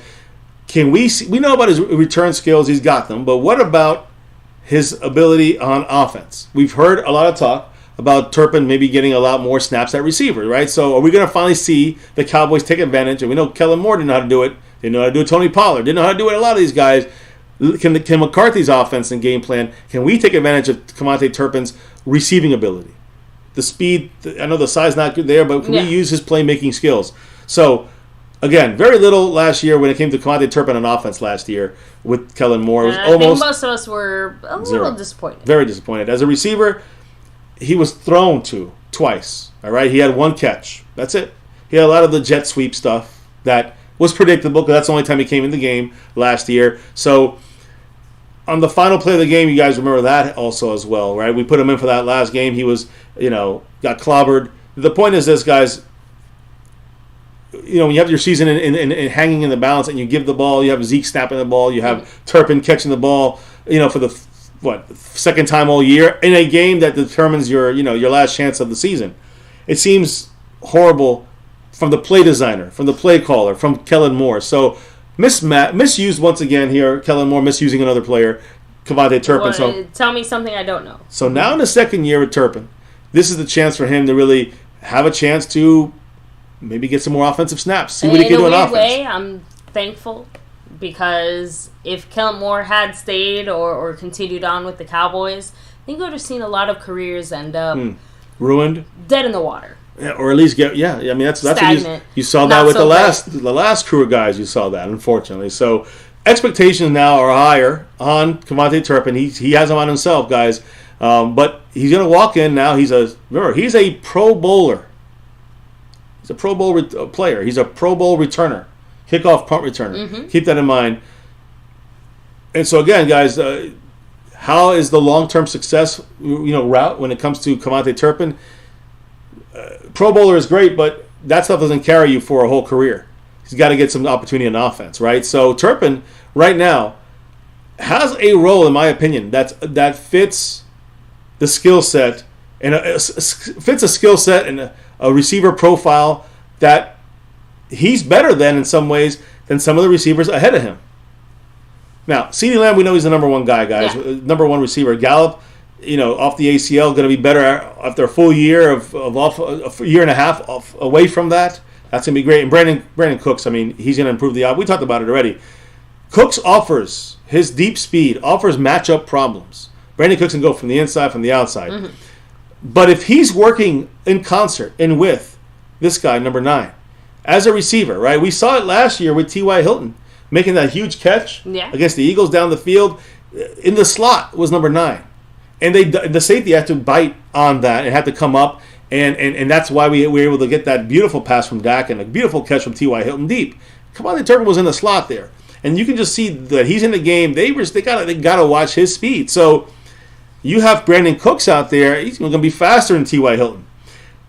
To me, the shiftiness, if you're working with Brandon Cooks and Turpin together, the shiftiness you get from Turpin underneath, if you need to throw it, a slant, whatever it is, hopefully the offense the defense is not in zone coverage because then he will get crushed coming across the middle. Mm-hmm. But the thing is this, guys, his similarities to kind of someone like Cole Beasley.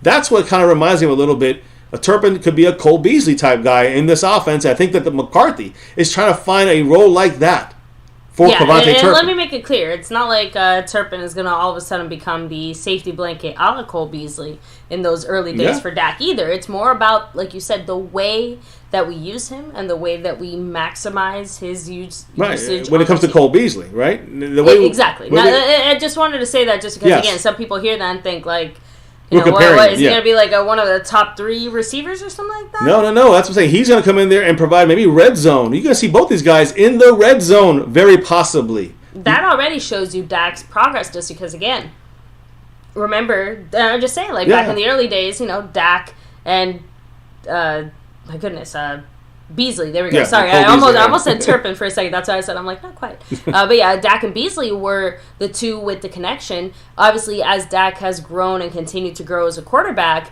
you're seeing him now have, I think, bigger and better connections with the guys that will be able to produce a little bit more.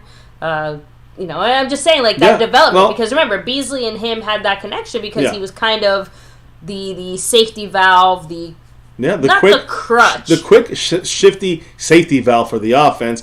And getting the ball to Beasley in something in a close pass, in a close quarter pass, Beasley just took it and scampered another 5-6 yards. So you got a lot out of the Beasley 5'10" height.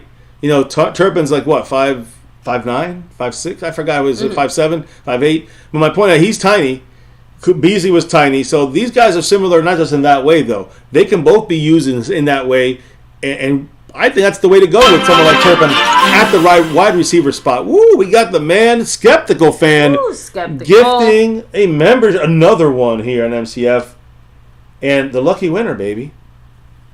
Michelle Favre? Yes, back for a second time. Michelle back in there. Congrats to you, but much love to the Skeptical Fan. I got to update the membership. Yeah, I got to update that because right now, if the numbers are right here, the man is now 10 up of last month, right? He had 24. Now he's at 34 gifted memberships. To Jason Renfro, 17. Skeptical Fan. We bow down to you, brother. Appreciate you. I think that he jumps ahead of Brandon James Shea right there, by the way, as well. So hit up a comment or two, baby. No, of course. Skeptical Fan in second place on the board as we speak. Now this one cracks me up a little bit here. Cactus G said, I'm not a fan of Turpin. Ever since that he ran directly into the San Francisco kicker when he had a two-way touchdown in either direction. Yeah, I remember that mistake he made. I want to see what he's got to do on the offensive side, but there's a lot of guys in this team that technically could replace him, even though he's qualified as a Pro Bowl kick, specialist, Pro Bowl or returner. Still, I'm kind of with you. I want to see he needs to give us more on offense. Now he's not going to be if you're going to be a specialist, a returner. You're not going to be a 1, 2, or 3 receiver or a starting running back. You cannot be that. But if you're going to be, the specialist as a returner, but also being used, 10 plays a game, then there you have true value past just special teams, which is, again, a lot of people, as I just said, replaceable, right? So much love, Skeptical. Much love with that comment, by the way. Yes. Was that Cactus G?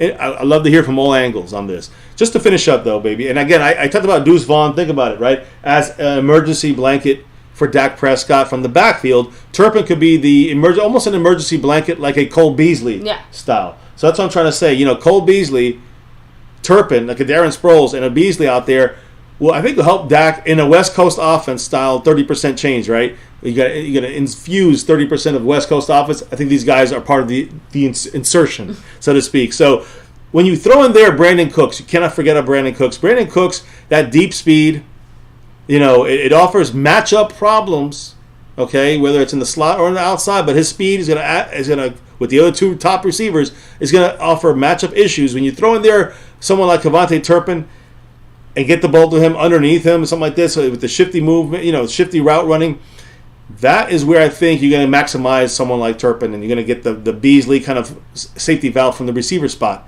from that side of things. So, look, let's hope the coaching staff will utilize his athletic ability and his speed properly. Let's hope, right? In just 10 plays. I'm talking about, he's not a starter, but get him in a couple snaps in there and make him kind of fit the whole offense, not give away anything by, being predictable and obvious. We're putting him in, he gets the ball in a jet sweep. No, we don't want that. So, his route running is the only thing you might have to see him improve on. The route running from Turpin still needs work, but he was working with Dak Prescott this offseason, guys. We saw pictures of him. We've heard about this. He's been practicing at Dak Field, right? So, good to see Turpin being more involved in the offense with Dak. McCarthy trusting to put him in a little more. So look at these two guys. What do you think? Do you think both these guys can add explosiveness? I think they'll be red zone targets. I think you'll see them outside of that as well. But I think both these guys are going to be viable pieces to an offense. Now, not starters, but viable pieces to an offense that needs. We already have Brandon Cooks and the upgrades here and there. I talked about the offense. Now, think about these little upgrades here. It's kind of shoved in the mix here when it comes to specialist playmaker types like these two guys. What do you think, baby? Any thoughts about this? Do you kind of agree with? I mean, I do agree, obviously, with the usage. And again, this is where, and I feel like a broken record because it keeps, to me, it just goes back and back and back. But this is where I really think that McCarthy is going to help make everyone on the offense look good. I know he's wearing quite a few different hats, and he's already mentioned the fact that he's had to kind of punt off certain head coaching responsibilities and kind of adjust them. But I do think the sacrifice will be worth it. And McCarthy, honestly, like the biggest thing here is McCarthy knows all these guys. Yeah. Right? Yeah. No, like surprises here. No, 4 nothing. years now. Into the 4th year. If McCarthy cannot bring out the best in them as far as from a scheme perspective, I don't see off the top of my head who could currently in this moment. So, I do just honestly, all of those guys are going to be getting better this upcoming year. Like every single one of them is going to have better stats. You get again, upward progression. All the and that whole team. Skeptical fan had a quick question. Well, that whole team building thing was, building from last year, from 2 years ago to last year to this year. That's the progression. You're seeing it from the Brandon Cook side, from the play calling side, and also from the specialist playmaking side. The playmakers that we need to get the ball. We haven't seen that when Pollard was here and Turpin last year under Kellen Moore. Now look at DEUCE Vaughn and Turpin, and maybe you're going to see more of them than you ever seen in the other guys in this offense. We're probably going to set some kind of record for number of guys who get the ball. Well, that's how we've done that. In the sense of like it's going to be all spread out all around, and of course, yes. I know that we have done that or had situations before where lots of people got the ball, but was it really effective? Did it actually work? Was it because we have weapons dropping players like flies? Like, no. I know. This is intentional, right? The intention matters here, I think, quite a bit. Think about the weapons. These two guys are our specialist weapons. You can see some red zone stuff with DEUCE Vaughn. You can see some other workings with him and Brandon Cooks. But yeah, there's definitely some versatility. You got Tony Pollard, playmaker. You got CeeDee Lamb, playmaker. You got Brandon Cooks, like I just said, playmaker. Gallup, can he show up? I'm just saying, think about all this we got on this field for Dak Prescott, for Mike McCarthy, for this offense. I know we need offensive line tweaks here and there, but remember, the starting 5 healthy, solid, without question. Even tight ends in there, Ferguson, Hendershot. We got to see, Schoonmaker do his thing. So a lot of weapons. Brandon Cooks helping this whole thing out. Huge. CeeDee Lamb being the number 1, of course. I'm just saying, guys, there's no question in my mind that this offense is ready. It's been building. Dak is right. McCarthy is taking the reins and improved it. Even if it's a little bit, is it going to be enough? It's going to be better than last year. That's what I truly think. And so these two guys here are just part of the pieces that are the improvement and the building of now third year. I would say the third year of truly building on this team and getting it better. So again, you kind of said your 2 cents. I said mine. The chat time, say their final 2 cents on things, and then we got to rock out of here. Like I had said, Skeptical Fan wants to know, how do you know when someone was gifted a membership more than once? Oh, I just remember. I remember off the top of my head. Now, I've seen the names again, so I know most of these names. I know Michelle Fabella was also, in the membership last when we had it some months back. So, but I also know she got it last month sometime, and I just remember them. I'm sorry. Sometimes I don't. I thought it was kind of funny because I knew the answer to that. Yeah. The membership. From the outside looking in, you'd imagine you had some kind of master list, but no, it's just my brain. Yeah, I remember it. I remember that stuff. When I see your guy's name pop up, I remember that. So sometimes I get confused and be like, did you jump in before? Was this a gifted membership to you? Like that? But I know you were in the membership last month. Well, it's only been what? It's been 1 month since we restarted, right? So that's why it's easier for me. I know the back-to-backs. And most of you guys have been back-to-back here. Even if you took a couple days off or a week off from being in the membership. So appreciate everybody still hanging here and chilling. That's why you get those gifted memberships. And of course, extra special love is Jason Renfro, of course, but right there in front of him, Skeptical Fan, the May champion. 24 is the record high. Well, that's going to be at least 34. That's where the record is right now for this month, in our second month of this. So bow down to the Skeptical Man, Skeptical Fan. Okay, sorry. I thought you were going to keep going there. I didn't want to interrupt you. I just want to shout him out. Real quick, Cactus G said, hard to keep seeing both Turpin and DEUCE on the 53. This is the one that I struggle with the most. I think it will. I think he'll make it. But some people don't think so. We've talked about this before. I know. And I know we did come up with a 53 that did have both of these guys on it. Off the top of my head, I can't remember who it was that we kind of gave the axe to, like, in their place. I have to agree, though.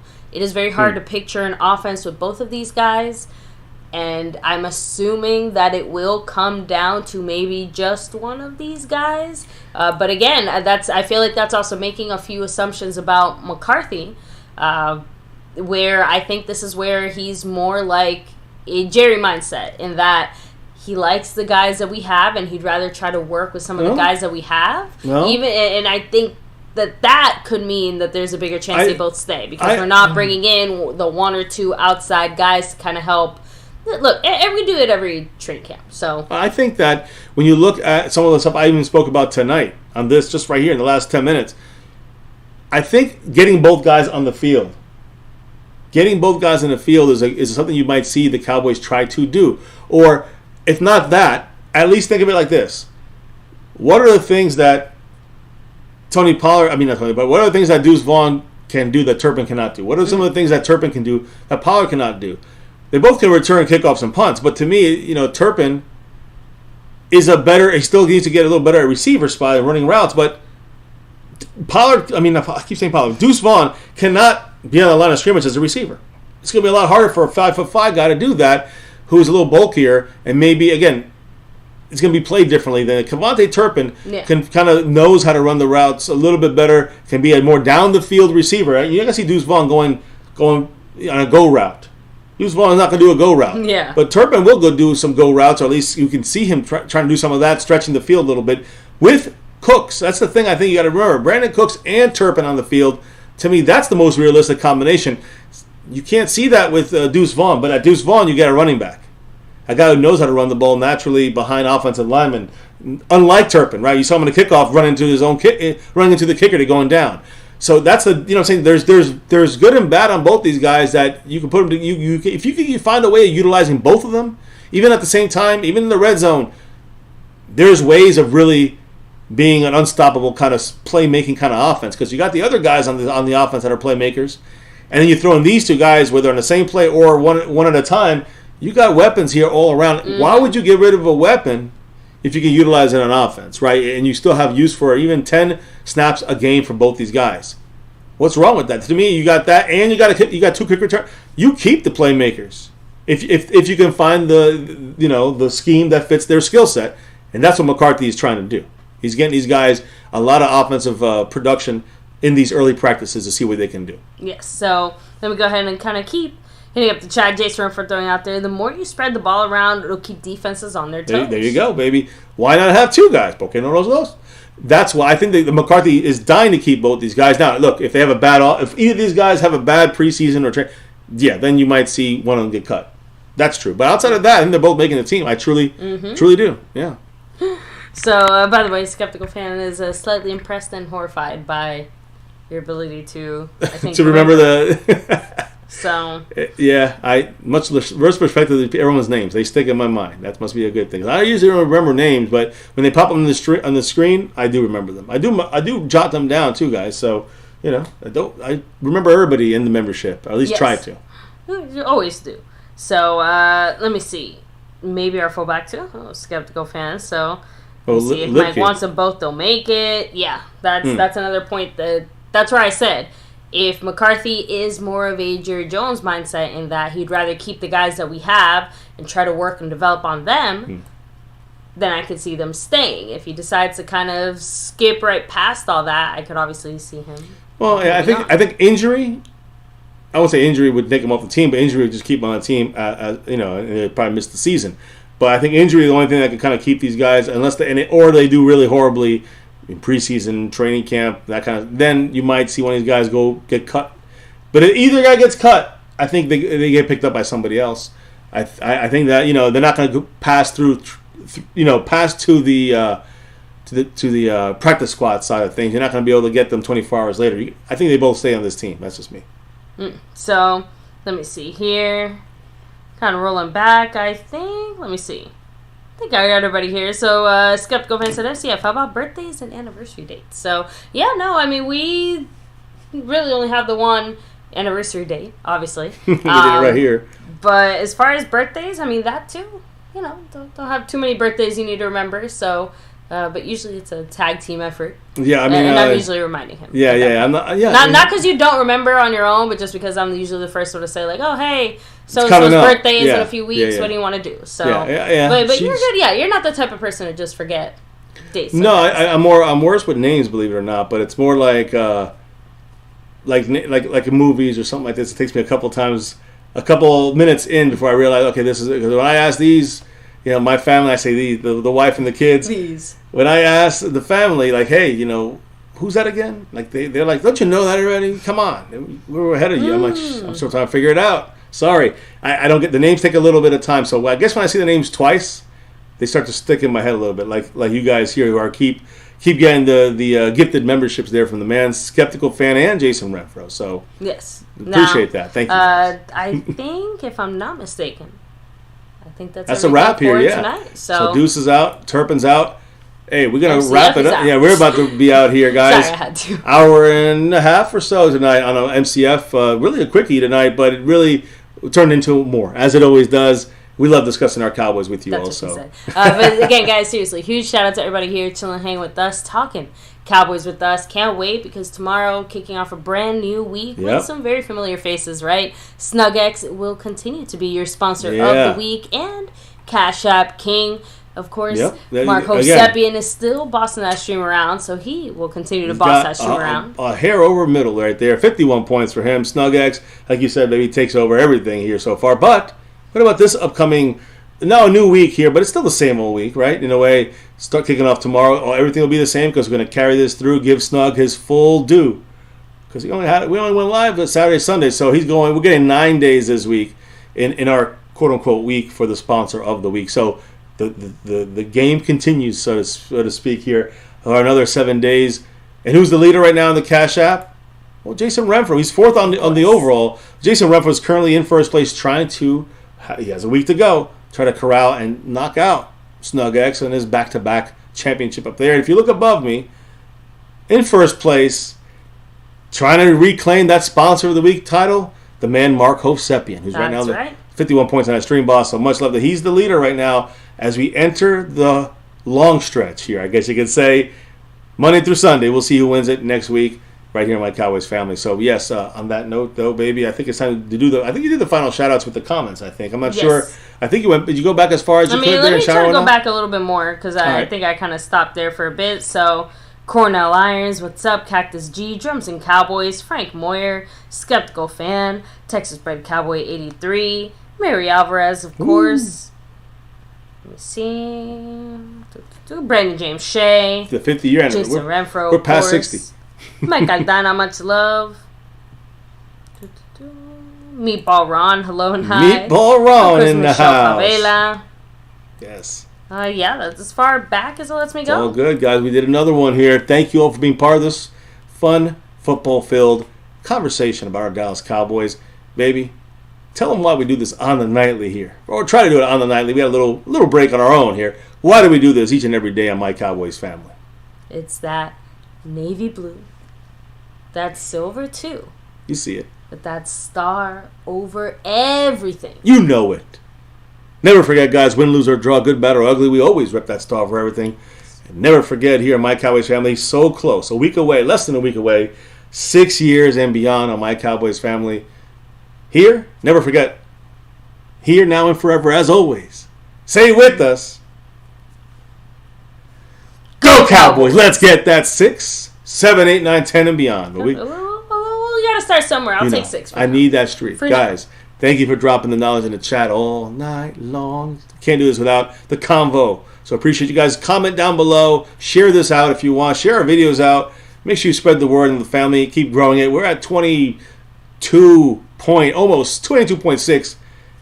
Keep the family growing. Let's get to 23, and then 24, and then 25K. And keep it going, guys. So appreciate your guys' love. Hitting that like, subscribing, and all that good stuff. Commenting below. Sharing it out. Commenting in the chat live. And, of course, dropping the love from above. Can't do this on the nightly without your love and support, guys. You know how that goes. Humbled by the best fans of all YouTube, you guys. Staying into a new week, guys. We'll be kicking it up here once again tomorrow. But, baby, before we can drop out. Now we got to drop out and clock out. Good things must come to an end. We relock and reloaded tomorrow for a new show. Same week, though, right? New week for everybody else, in the normal way. Continuing this week, and the numbers stay above, stay listed. Baby, before we can drop out of here officially for the night, what do we got to do? We got to drop the beat. Ooh. Well, I've got that sleepy drop. No, sorry. I was reading the chat real quick. Drums and Cowboys said, looking forward to the season because of all the upgrades on offense and defense. Thank you. And that's why I said that upward trajectory. Yep. Things are hopefully going to be very, very bright for our Cowboys this upcoming season. Let's just, rest, relax, and head into training camp strong. Listen, I agree with Drums and Cowboys. That's what I've been saying. Defense, they got resources, re-signings, trades, draft picks. Offense, similarly the same thing there, right? Trades, draft picks, but play calling changed. The players we brought in were not just James Washington. They're Brandon Cooks. Play caller going from Kellen Moore, Mike McCarthy. You guys know the deal. There's upgrades on offense, even upgrades on defense. This team has been upgraded. You know what we do here, guys. Thank you for rocking with us. Remind those Eagles, always remind them that 5 is always greater than 1. That's a fact. And also here in MCF, of course, another Cowboys chat in the books. Oh, yeah. Analytics, we talked about it. 420, we talked about it. NFL's, getting that CBD study for CTE. And guys, of course, the little man here, DEUCE, Vaughn, Turpin, and this building offense over the last 2 years per Dak. Oh, yeah, we talked about it all tonight right here on MCF, where it's always about that navy blue, that silver too, that star over everything. Never forget the number one thing right here on my Cowboys family. Much love to everyone. We'll see you back here tomorrow. Same week, but a new week. You know we do this. Again, guys, can't do this without your love and support. Have a good night. Stay safe. Peace. And never, ever forget. Go Cowboys!